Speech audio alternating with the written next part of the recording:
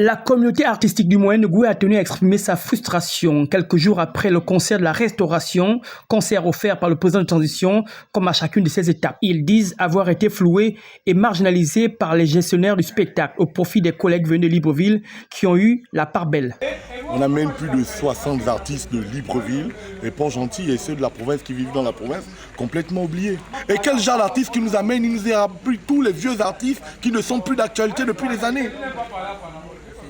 Et nous, abandonnés. Pourtant, on fait le buzz au Gabon.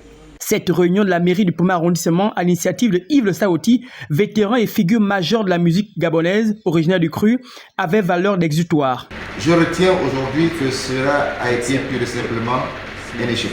Recueillir dans un premier temps le coup de gueule des uns et des autres. Malgré un budget colossal de près de 60 millions de francs CFA, ils disent avoir eu que des clopinettes. Pour certains, ils demandent de chanter gratuitement. Pour d'autres, ils disent non, je vais vous donner 100 000 francs. Et espèrent ici, à travers cette rencontre, attirer l'attention des plus hautes autorités du pays. Écouter les uns et les autres.